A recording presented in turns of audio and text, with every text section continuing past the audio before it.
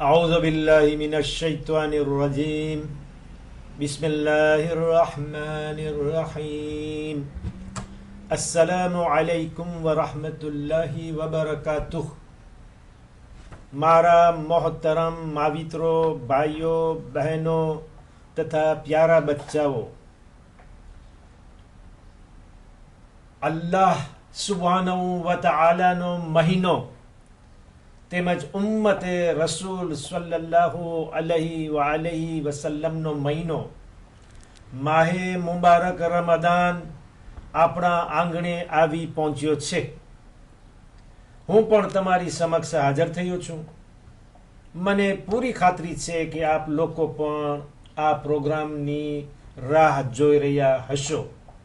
બસ તમારો વધુ ટાઈમ ન લેતા મૂળ વાત ઉપર આવી જાઉં છું. તમારી સામે દરરોજ ઇન્શાઅલ્લાહ 5 સવાલો મૂકવામાં આવશે, તમને જવાબો આપવાના. દુઆ કરશો કે આપણા આ પ્રોગ્રામની કામયાબી અને આ તમારા ખાદિમને તૌફીક મળે. માહે રમઝાન રોઝાનો, ઇબાદતનો, ગુનાહોથી બચવાનો, અલ્લાહની નજદીકી હાસિલ કરવાનો, ગરીબોનો ખ્યાલ કરવાનો, સગાવાલાઓ સાથે સીલે રહેમેથી વર્તવાનો, દુઆ પડવાનો અને કુરાનની તિલાવત કરવાનો મહિનો છે. ઇમામ અલી અમીરુલ મોમિનીન, આપણા પહેલા ઇમામ હઝરત અલી ઇબ્ન અબી તાલિબ અલૈહિસ્સલામ ફરમાવે છે, અલ કુરઆનુ રબીઉલ કુલૂબ વ Shifa અસ-સુદૂર. Coran est le printemps des cœurs et la guérison des poitrines. Coran એ દિલોની વસંત ઋતુ છે અને છાતીઓની શફા છે. આજે આપણા સવાલો કુરાનની ઉપર જ રહેશે. આપ જલ્દી તૈયાર થઈ જશો. આપનો અગાઉથી જ આભાર માનવામાં આવે છે. પહેલો સવાલ છે કે કુરાને શરીફની અંદર 114 સૂરા છે. કુલ મળીને 114 સૂરા. તેમાંથી 2 સૂરા એવા છે કે જેમને પોકારવામાં આવે છે માઉઝતૈન. એ 2 સૂરા સાથે છે અને 2 ને એ નામ આપવામાં આવે છે. સામે તમારી સામે ફ્રેન્ચી જબાનની અંદર એ સવાલો મૌજૂદ છે અને એના 3 જવાબ પણ આપવામાં આવ્યા છે. એમાંથી એક જવાબ સાચો છે અને બાકીના જવાબ ખોટા છે, એટલે સહી નથી, બરાબર નથી.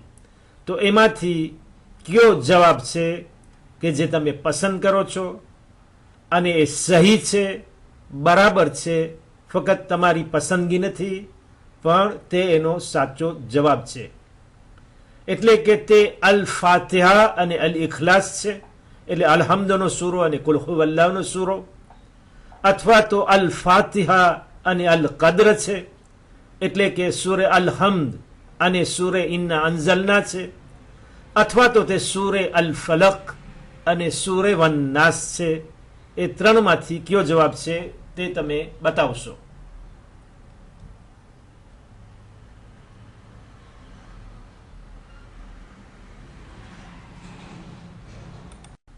જવાબ તમારી સામે મૌજૂદ છે. અગર તમે સાચો જવાબ આપ્યો છે યા તો તમારી ભૂલ થઈ છે, તમે સામે તાબલોની અંદર જવાબ જોઈ અને તમારી ભૂલને સુધારી આપશો, અથવા તો સાચો જવાબ હોય તો તમને શાબાશી આપવામાં આવે છે. તે સૂરે અલ ફલક અને સૂરે વન્નાસ છે. એમાં આપણે પઢીએ છીએ બિસ્મિલ્લાહિર રહેમાનિર રહીમ قل أعوذ برب الفلق بسم الله الرحمن الرحيم قل أعوذ برب الناس. એટલે એમાં આઉઝો પઢવામાં આવે છે, મૌઝતૈન છે, એટલે કે અલ્લાહની પનાહ તે સૂરાઓની અંદર માંગવામાં આવે છે. તમને એ જવાબ મુબારક થાય. બીજો સવાલ તમારી સામે મૂકવામાં આવ્યો છે. પહેલા કરતા થોડો મુશ્કેલ છે. અલ્લાહ સુબ્હાનહુ વ તઆલા કુરાન શરીફની અંદર સૂરે તૌબામાં પોતાના રસૂલ હઝરત મોહમ્મદ મુસ્તફા સલ્લલ્લાહુ અલૈહિ વસલ્લમને હુકમ કર્યો કે તે મસ્જિદને બિલકુલ તોડી નાખે, ખંડેર કરી નાખે, ત્યાં કચરો ફેંકવાની જગ્યા બનાવી રાખે. જે અલ્લાહે પૈગંબરને મસ્જિદ બનાવવાનો હુકમ આપ્યો હતો એ જ ખુદા આજે પૈગંબરને મસ્જિદ તોડવાનું કહી રહ્યો છે. તો એ કઈ મસ્જિદ છે કે જેના માટે અલ્લાહ નારાજ છે અને ચાહતો નથી કે પોતાનું ઘર એવી રીતે બનાવવામાં આવે કે તે મુસલમાન માટે નુકસાનકારક, ખતરનાક અને ખરાબ હોય? તો આ 3 જવાબ તમારી સામે મૂકવામાં આવ્યા છે. એક મદીનાની મસ્જિદ છે, એક બિલાલ મસ્જિદ છે, એક મસ્જિદે ઝિરારા છે. 3માંથી કયો સહી અને સાચો બરાબરનો જવાબ છે તે તમે આપશો.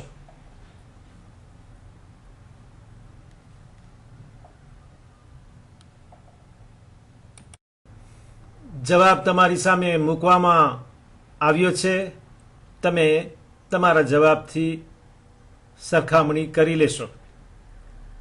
મસ્જિદે કુબા એ સૌથી ઇસ્લામની પહેલી મસ્જિદ છે જે અલ્લાહના રસૂલ સલ્લલ્લાહુ અલૈહિ વસલ્લમે મક્કાથી હિજરત કરી મદીના આવી રહ્યા હતા ત્યારે મદીનાની નજદીક તે બનાવી હતી. તેનું ચણતર કરવામાં આવ્યું હતું.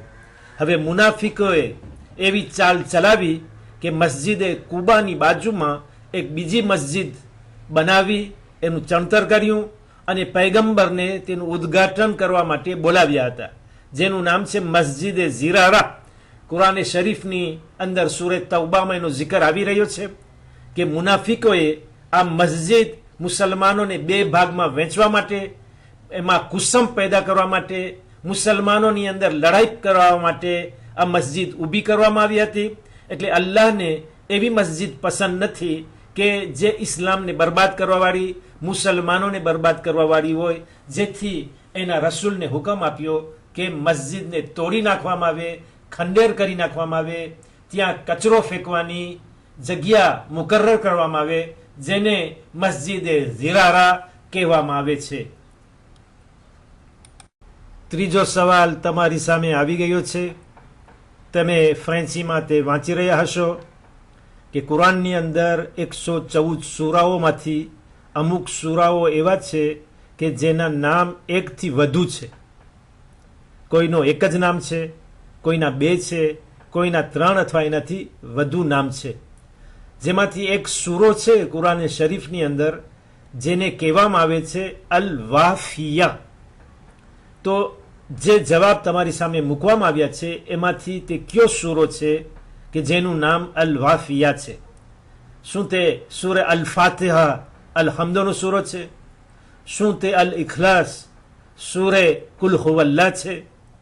યા તો તે સૂરે અલ બકરા જે કુરાન શરીફનો બીજો સૂરો અને સૌથી લાંબો સૂરો છે તે છે?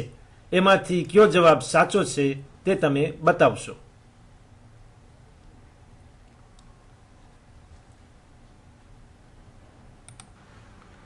જવાબ તમારી સામે મૌજૂદ છે. સૂરે અલ ફાતિહા જે કુરાન શરીફને ઉગાડવામાં આવે તો સૌથી પ્રથમ સૂરો છે જેના ઘણા નામ છે. એમાંથી એક નામ છે અલ વાફિયા. એટલે અલ ફાતિહા તે એવો સૂરો છે કે જેના વગર નમાઝ સહી નથી. દરેક નમાઝની અંદર સૂરે અલ હમ્દ જરૂર છે, વાજિબ છે. અને એના પછીનો જે સૂરો હોય તે બીજો સૂરો બની શકે છે, પણ સૌ પ્રથમ સૂરો અલ ફાતિહા અલ હમ્દનો સૂરો જ રહેશે, જેથી તેને વાફિયા કહેવામાં આવે છે. ચોથો સવાલ થઈ રહ્યો છે કે એક નબી છે, 1,24,000 પૈગંબરો, રસૂલો અને અંબિયાઓમાંથી એક નબી તે છે કે જેની દીકરી બીજા એક નબી સાથે તેમની શાદી થઈ છે. એટલે આ દીકરીનો જે ધણી છે એ બહુ જ મહાન પૈગંબર છે, ઉલુલ અઝ્મ છે. તેનું નામ તમને બતાવવામાં આવતું નથી, પણ સવાલ એ થઈ રહ્યો છે કે દીકરીના બાપ કોણ છે. એટલે એ નબીનું નામ તમે બતાવો કે જે ઉલુલ અઝ્મ પૈગંબરના સસરા થાય. શું તે હઝરત ઇબ્રાહીમ નબી છે? શું તે હઝરત શુએબ પૈગંબર છે? યા તો હઝરત ઈસા નબી છે? ત્રણમાંથી કયો જવાબ સાચો છે તે તમે બતાવશો.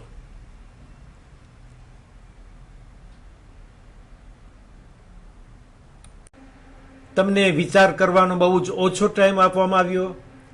જવાબ બિલકુલ સહેલો છે, તમારી સામે મૂકવામાં આવ્યો છે. તે દીકરીના બાપ, જે દીકરીની શાદી થઈ હતી હઝરત મૂસા નબી સાથે, જે 5 ઉલુલ અઝ્મ પૈગંબરોમાંથી રસૂલોમાંથી એક છે, તે હઝરત મૂસાના સસરા, એ દીકરીના બાપ હઝરત શુએબ નબી છે. હવે તમારી સામે 5મો અને આખરી સવાલ છે. એ પછી તમારી તકલીફ તમામ. નમાઝની અંદર બીજી રકાતમાં કોનૂત પડીએ છીએ. હાથ ઊંચા કરીને જે દુઆ માંગવામાં આવે છે, કુરાનની આયતો હોય છે અથવા તો બીજી કોઈ દુઆ હોય છે અરબીની અંદર, અને જેમ કોનૂત લાંબુ હોય તેના વખાણ થયા છે. એ નમાઝનો ઘણો વધારે સવાબ છે અને એના માટે ભાર મૂકવામાં આવ્યો છે કે કોનૂતને તમે લંબાવો. તો કોનૂતની અંદર એક કુરાને શરીફની આયત પઢવામાં આવે છે, જે બહુ જ મશહૂર છે, લોકોની આદતમાં હોય છે, દરેકને તે યાદ હોય છે. તો એ આયત સૂરે અલ બકરા, કુરાને શરીફનો બીજો સૂરો છે, તેની અંદર છે. તમને એના નંબર બતાવવામાં આવે છે. હવે તમને એ જવાબ આપવાનો છે કે 3 જવાબમાંથી કયો જવાબ સાચો છે. એક છે 201 નંબરની આયત, બીજો જવાબ છે 286 નંબરની આયત, અને ત્રીજો જવાબ છે 153 નંબરની આયત. 201, 286, 153. 3માંથી કયો જવાબ સાચો છે તે તમે બતાવશો.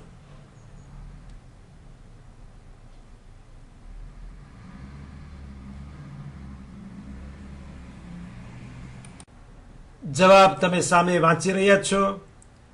તે કુરાને શરીફના સૂરે અલ બકરાની 201 નંબરની આયત છે, જેમાં આપણે પઢીએ છીએ બિસ્મિલ્લાહિર રહમાનિર રહીમ, રબ્બના આતિના ફિદ દુનિયા હસનહ વફિલ આખિરતી હસનહ વકિના અઝાબન નાર.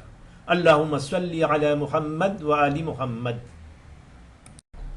બસ મારા મા મિત્રો, ભાઈઓ, બહેનો અને વહાલા બચ્ચાઓ, આપણો આજનો આ ક્વિઝ માહે મુબારક રમઝાન અહીં પૂરો થાય છે. અમને આશા છે કે તમને જરૂર સંતોષ મળ્યો હશે. દુઆ કરો કે કાલનો દિવસ આપણને નસીબ થાય અને તમારી સામે પાછો હું હાજર થઈ શકું. ત્યાં સુધી હું તમને ખુદા હાફિઝ કહું છું. માહે મુબારક રમઝાન તમને મુબારક થાય. બધી બરકતો ને રહેમત અલ્લાહ તરફથી તમારા ઘરમાં નાઝિલ થાય અને તમારી દુઆને અલ્લાહ કબૂલ ફરમાવે, તમારા ઇસ્તિગફારને પણ કબૂલ ફરમાવે. દરેક નાના મોટા ગુનાહોને અલ્લાહ બરકતવાળા મહિનાની અંદર માફ કરી આપે. ત્યાં સુધી વાલેકુમ સલામ વ રહમતુલ્લાહિ વ બરકાતુહ.